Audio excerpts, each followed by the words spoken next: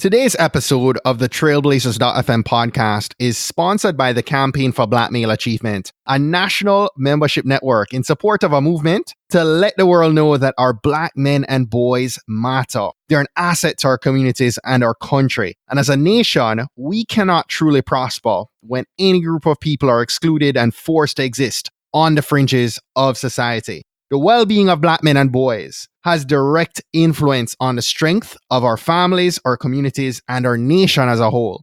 My ask, Blazer Nation, is that you'd consider joining and investing in the Campaign for Black Male Achievement as we head into the holiday season. Your contribution is going to help CBMA to amplify and catalyze Black male achievement around the country. To do so, I ask that you'd visit blackmaleachievement.org and select either of the options to join and or donate to this movement today.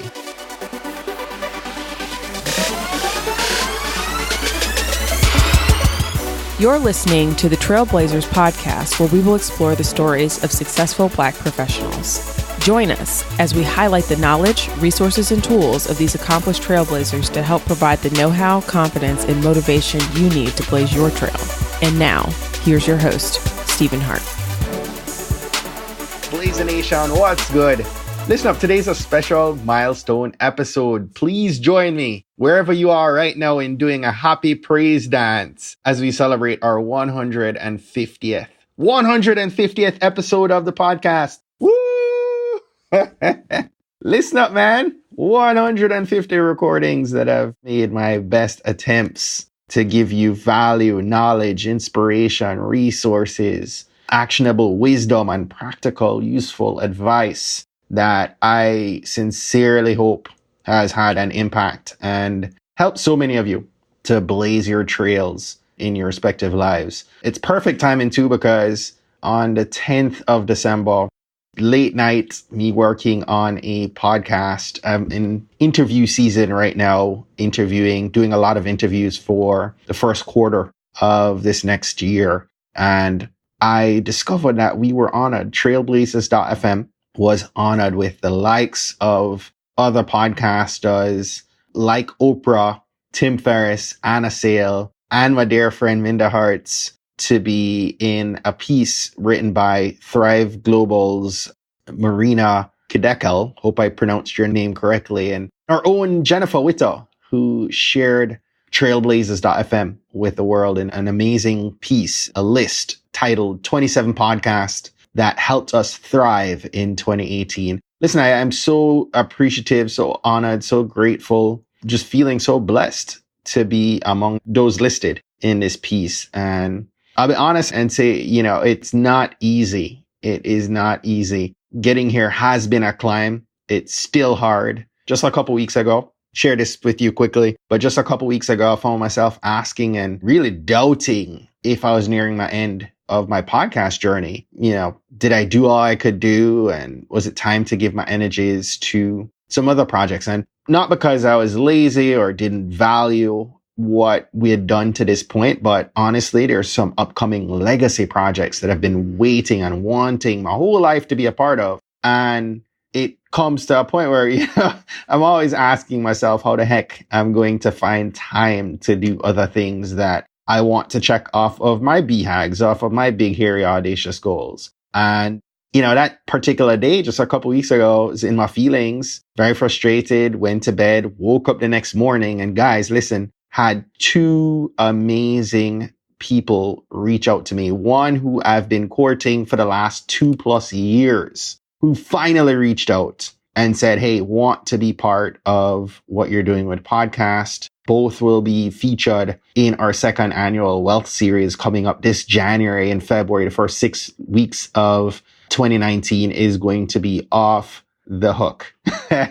We got a dope, amazing, special lineup in store, and just can't tell you how much that helped to silence my doubts and frustration. So a little bit long of an intro welcome today, but I'm telling you all this because even at 150 episodes and being honored and being heard now by 160,000 plus, and I still struggle. I still have doubts. I still wake up and have to fight to keep going. And it's even hard at times because I have to balance the time that I give to revenue generating opportunities, which are going to help me to get to my own goals, right? Against this podcast, which is not a revenue generating opportunity, but is a love of mine and something that oftentimes outweighs the monetary projects, right? So there's balance in doing the things that your heart pulls you in the direction of, that you won't make money, but that will have impact, that will influence and impact others and serve that mission work, that vision work that you are called to do. So anyhow,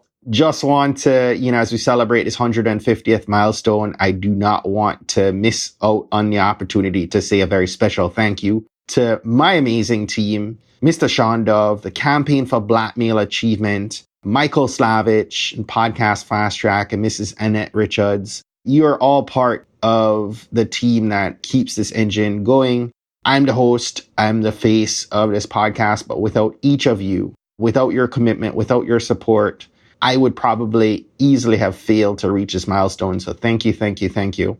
And couldn't have planned today's episode better if I had tried. Thank you, God, for your divine plan and order to how things come together. Our featured guest today on our 150th episode is Denise Harris, a certified executive leadership coach who's going to be talking with us today about getting unstuck and rediscovering our North Star, because even successful trailblazers like you and I sometimes feel like we've reached our plateau, and it's okay. It's time for each of us to do some self-discovery, right? And determine what you really want at this stage of life. So Blazer Nation, open your favorite note-taking app, grab a pad and pen, get set to receive today's mission fuel from our featured guest, Denise Harris. Hope you enjoy. Denise, welcome to the Trailblazers podcast. Great to be here, Stephen. Thank you for having me. Thank you so much for coming on and sharing some mission fuel with our Blazer Nation. We were talking before. I know you've listened to some episodes, so you know how we love to get started from a place of gratitude. I was sharing with you just a minute ago, I was putting down the kids and my daughter was saying a goodnight prayer just a few minutes ago. And I had to have heard her say the 3 words, thank you for, Yeah. thank you for, thank you for, thank you for, at least like 50 times tonight in our prayer. And I love when we hear young kids thank God for things that, even us older folk take for granted. That's right. Sometimes. So I was thinking, we could start off by sharing a blessing that you're grateful for in your life right now. Yeah. Thank you. I think I am the most grateful for my family. Yes. I feel like I'm the luckiest woman in the world to have so much support. I have 2 wonderful sons. I have a mother, a sister, a brother. I'm thankful for all of the family that I have around me, all the loving support that I'm so very grateful to have. That's awesome. Mm-hmm. That's awesome. I know that you shared with me you're originally from Long Island. Yes, New York. What comes to mind when you think about growing up there? Oh, wow. I grew up in a small town called West Hempstead, Lakeview, West Hempstead. And I think what comes to mind is that idea of neighborhood. Yes. Yeah, I grew up in this neighborhood where, after school, we used to play like some kickball in front of the house. And, we used to ride our bikes and we used to do a lot of outdoor activities. And I think about having to, help my mother with weeding the garden and, doing that kind of stuff. So I think probably the neighborhood comes to mind when I think about good old Long Island. Nice. As you said that, my daughter has just wrapped up summer camp and there's still a week and a half before school starts. Yeah. Or a couple of weeks till school starts. But I dropped her off by her grandfather this morning and I saw him immediately taking her into the yard. And I was like, yeah, she's going to be doing some work today. I heard you share that just now. Yeah. Hey, that's generational, man. Like everybody had to do some stuff outside before you went to the pool. You had to pull some weeds or rake the grass or something. So it builds character. Yes. And her grandfather's a man about his yard. So love that. So let me ask you, I know you had spent some time in the corporate world and interested in hearing a little bit about that backstory and maybe how you went about choosing your career and some of the favorite parts about that part of your time. I left Hofstra University and moved out to the Washington, D.C. area. And I had actually gotten into communications. And I was very fortunate because when I got into my first job working with a cable company, it was just the opportunity for me to get into management became available. And I started in leadership at like the age of 23, 24. Wow. And all throughout my career, I just started working in departments where I was managing lots and lots of people and lots of teams. And really, that's kind of where it started for me. And I think right now, I made the transition from corporate to doing my own thing, but my origination is really in working and collaborating and leading people. Wow. And you shared that you started leading people at a really young age. Very young. Mm-hmm. What made you successful at that? It's interesting because my story actually starts with my senior year at Hofstra. I happened to be reading this Cosmopolitan magazine, and they had done this expose on like 6 women. And one of the women in the expose was just women of color. And she was from the DMV area. She was an attorney. And she was talking about how the DMV was this great area for professional Black women. And here I was as a senior, I was thinking to myself, wow, well, maybe that's a good area for me to check out and take a look. And just seeing, all the things and all the stories that she was talking about in this magazine article. And so I decided it was just serendipitous because I was working at the Marriott in their reservations. And they just happened to have this incentive for employees where you could take like a 2-day stay at any Marriott hotel, no charge. You had to pay for your own transportation, but you could go anywhere you wanted to. And so I ended up coming out to Washington, D.C., staying a couple of days and checking it out and loved it. And I loved the professionalism of it. And I have just stayed ever since. And like I said, I just started really young in that leadership track and stayed there. That's amazing. The impact that we take for granted, right? Yes. That started with someone you read about in our Cosmo magazine. Yeah. That's powerful. It's the truth. That's exactly what was the, sort of the impetus for me to leave Long Island and come out here is that I saw that article and decided that I wanted to do what this woman had already done. Right. Wow. And so, like many of us, we go through our corporate career and there's the ups and the downs and all that good stuff. Yeah. But you came to a path. Clearly, your focus here is on helping people get unstuck and rediscovering a new path. And so my guess is that at some point you got stuck and you had to discover a new path. What happened to kind of bring you to that point, where you had to get through this point of dissatisfaction with where you were? I began to feel that I just wasn't aligned with who I wanted to be and how I wanted to show up. I found that the corporate space was just closing in on me, and I felt like I wasn't able to stretch and to grow. I felt like every day was Groundhog Day, and I was just doing the very same thing. And I knew that there had to be so much more out there. And I just had this very strong desire to be free and to do my own thing. I had raised my 2 young sons. And so that was the template for me getting into corporate, right? Because I wanted them to have a certain type of lifestyle. I wanted them to have a number of different options. And so when you're raising children, you got to do what you got to do. But once my youngest son was a junior in college, it was opening up a path for me that said, look, you can now do what you want to do. And so I decided that even though the corporate space was lucrative from a financial perspective, I just felt that it was time to bet on myself. I felt like I could do something different and I was ready to be a beginner again. And, I just took a step out on faith.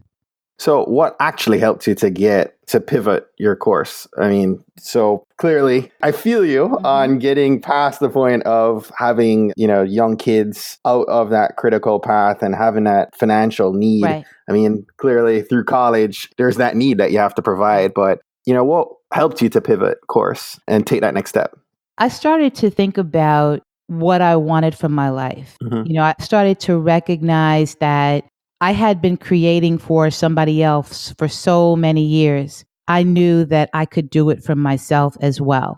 And I think that from a pivotal perspective, I started thinking about what my own non-negotiables were. And one of them was my freedom. I didn't want to sit in the commute anymore. I didn't want to be doing something that somebody else wanted me to be doing for their company. I didn't want to have a limit on my vacation. Oh, I can only stay this place 1 week or that place 2 weeks. I just decided that, the non-negotiable for me at this stage of my life was that I wanted my freedom to make my own choices and really to sort of live my life on my own terms without that template any longer.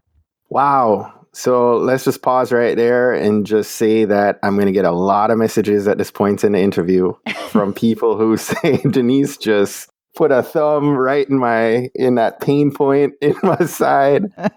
Like, listen, that's an area that a lot of corporate folk are challenged by, right? Like, no one wants those limitations placed on them, and that freedom is so important. Mm-hmm. It's a challenge even for those that maybe are in that place right now where they have to raise young kids and still have some of those things that, are chains in some way, shape, or form. But you've gone on. We're going to talk a little bit about some solutions for those listening. Sure. But you've gone on. You're inspired to become an executive coach. I'm interested in hearing some of the big wins that you've produced since this transition. Absolutely. The idea that I left corporate and decided to create my own bridge, that in and of itself is a win.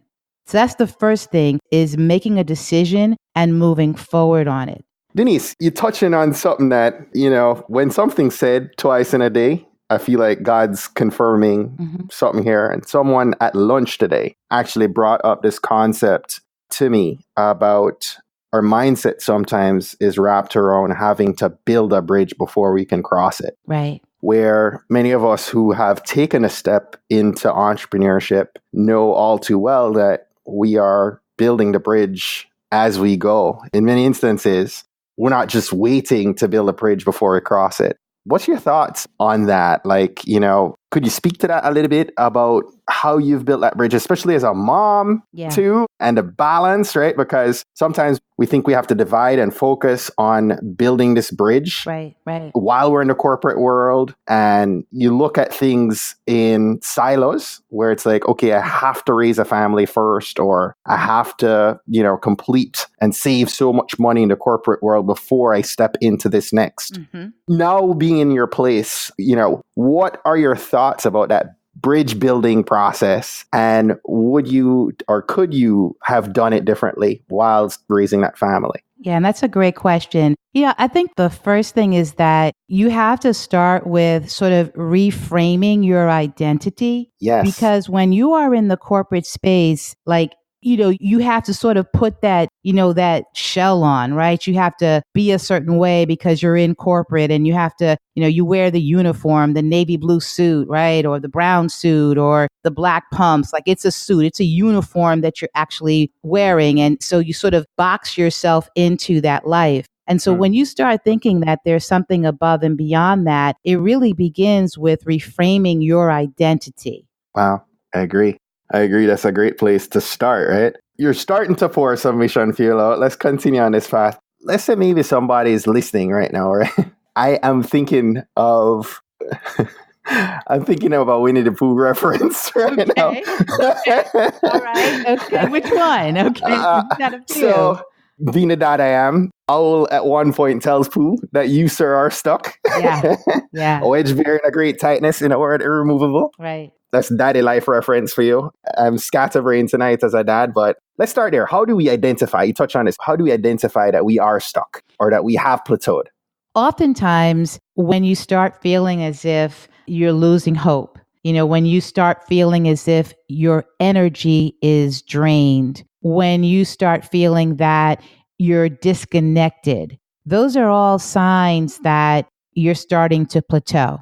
When you wake up in the morning and you're not excited about your day. Yes. Okay. When Sunday afternoon at 4:30 comes around and you're feeling like, oh my God, no. Monday. Right. It's that stress of, Monday is right around the corner and I don't want that to happen. When it's Wednesday afternoon and you're like, damn, it's not Friday yet.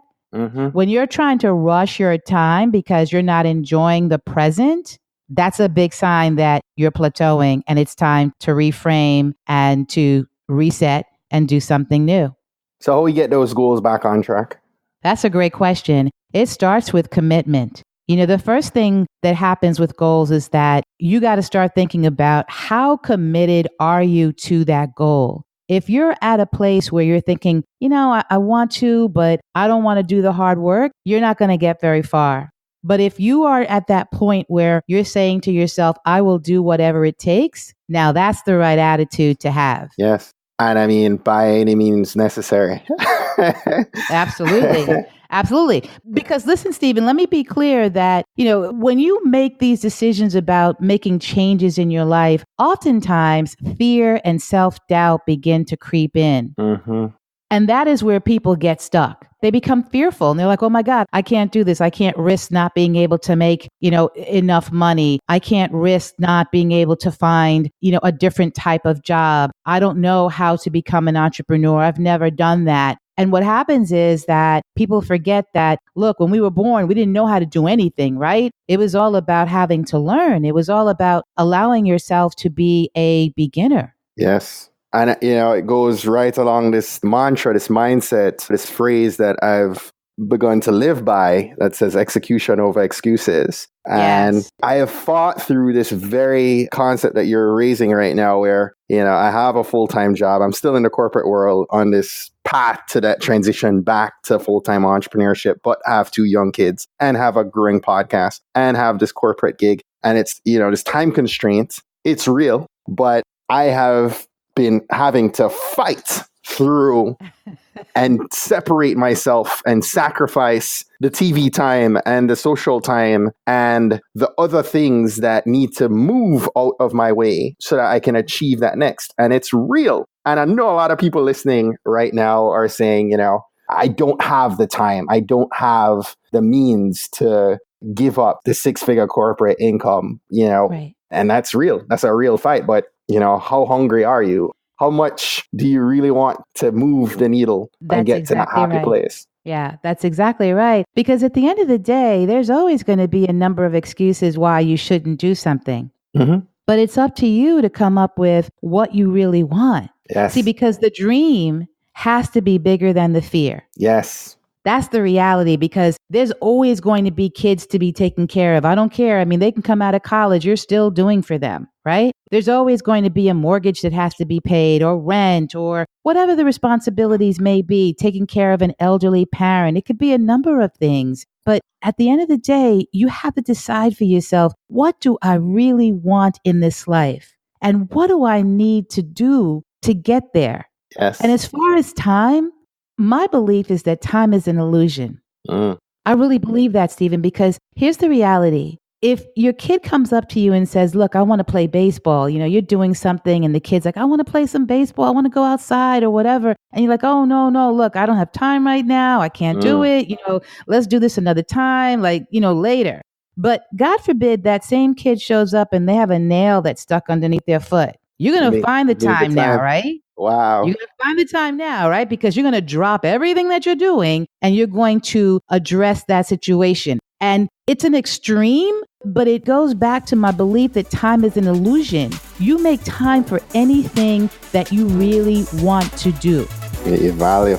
Yeah, that is so true and so real.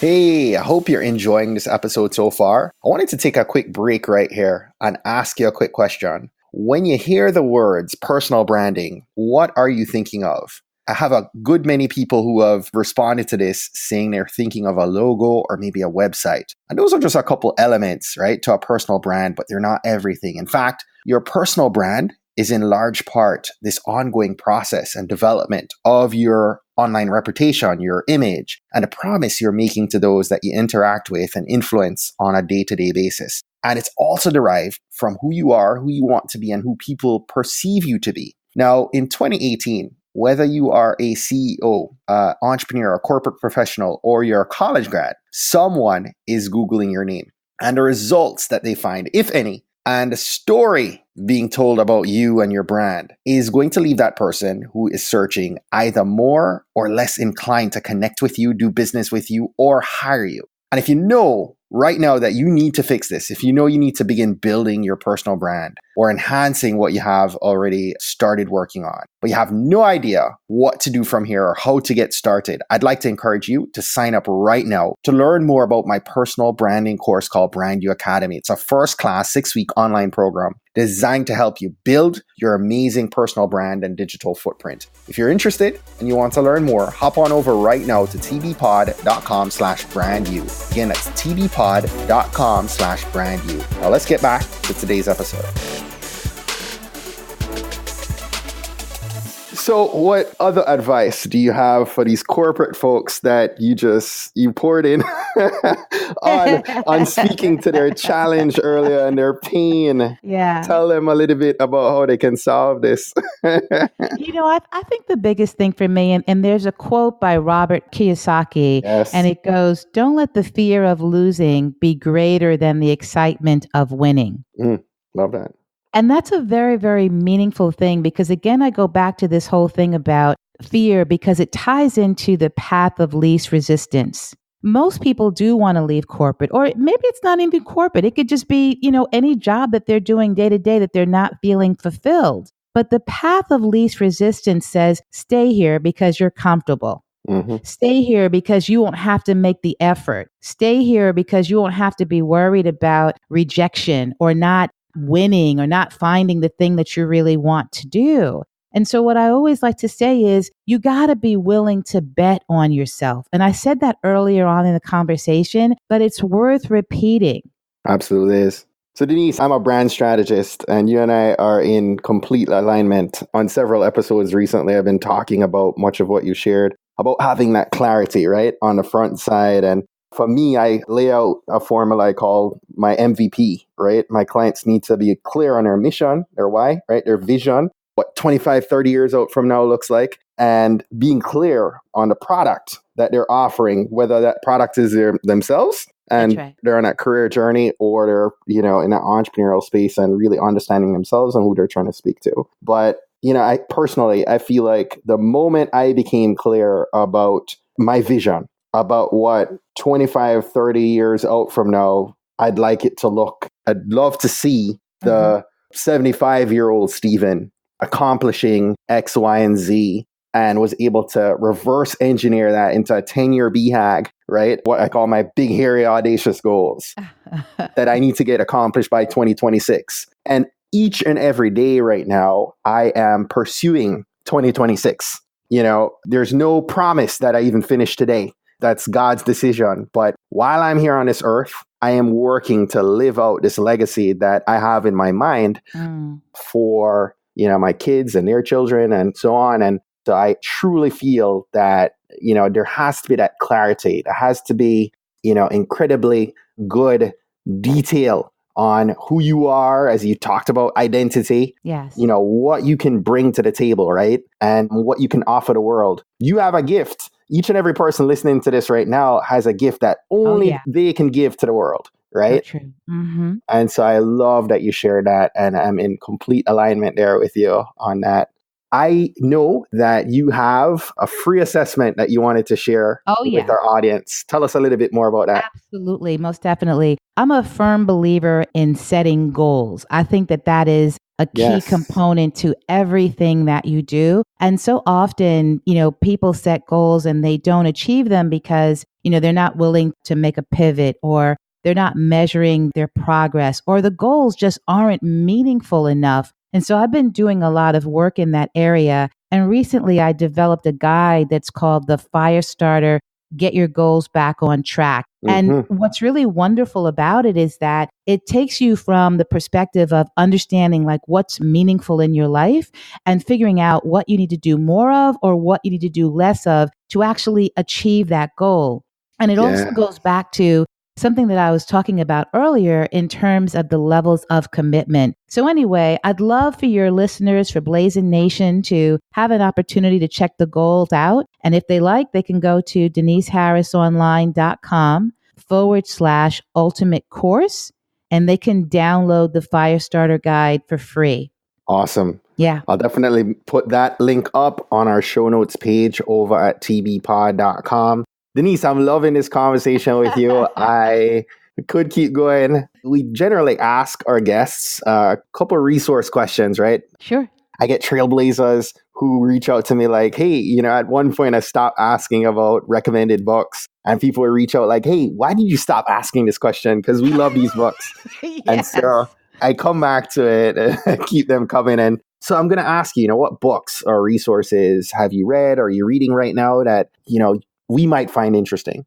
Oh, absolutely. I actually have a couple that really have been very helpful. So Daring Greatly is a book by a woman named Brené Brown. Yes. And I feel like Brené Brown is like my secret best friend. So, don't we all? yeah, right. And so Daring Greatly is one of the first books that I read after leaving my corporate space. Wow. And my takeaways from that book, Stephen, include like, your life is now, seize it and make it amazing. And so I think it's for anyone who has felt fear when they've made like a bold decision. I think this book is the neutralizer. Yeah. Yeah.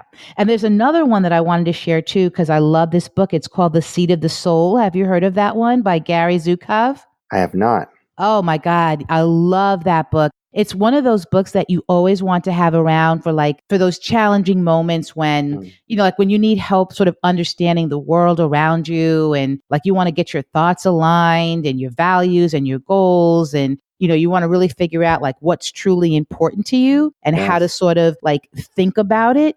That book, The Seat of the Soul, helps you to do that. Wow. Love that. Yeah. What's next for you? What does Denise have on the horizon?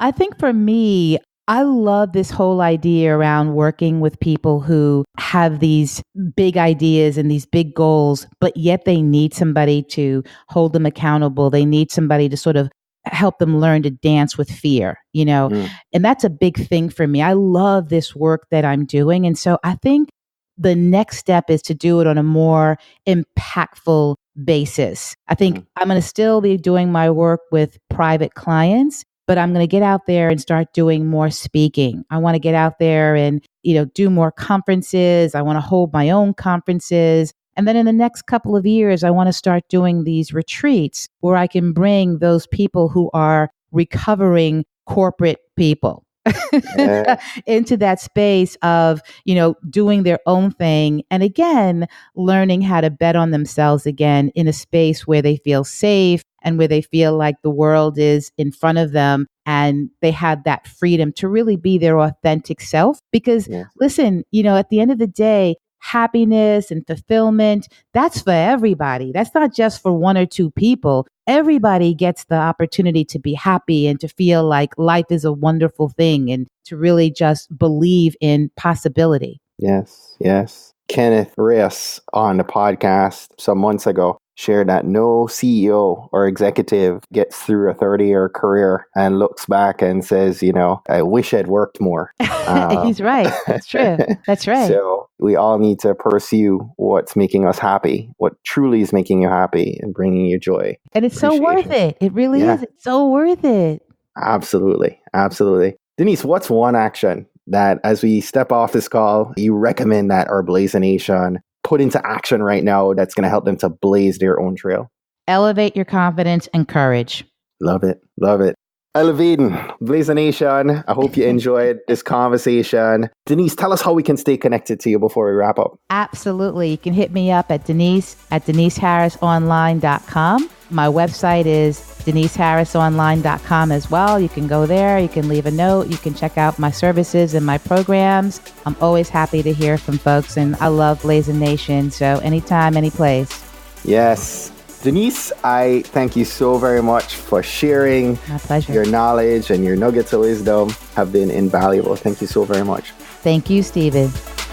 Well, that's it for today. Thanks again for listening to this episode of the Trailblazers podcast. I'll be posting links to all of today's book recommendations and links mentioned on our show notes page at tbpod.com. If today was your first time listening to the Trailblazers podcast, I just want to extend a warm Trailblazers welcome to you. We're so happy to have you here, and we encourage you to go ahead and hit that subscribe button in your favorite podcast app. Go ahead and browse through some of our past episodes to keep the knowledge flowing. If you're a fan of the podcast and today's content, and you're maybe already subscribed to the podcast, please continue to share and invite your friends, your family, your colleagues to listen to an episode that you think might impact them most. We believe that someone listening to these inspiring stories will be moved to make significant changes that will have generational impact for many others, both now and well into the future. Don't miss next week's episode. New episodes are released each and every Monday by about 5 a.m. Eastern. Trailblazers, jump off this podcast today. Go find a way to rise above, go way beyond, and keep blazing your trail. Cheers.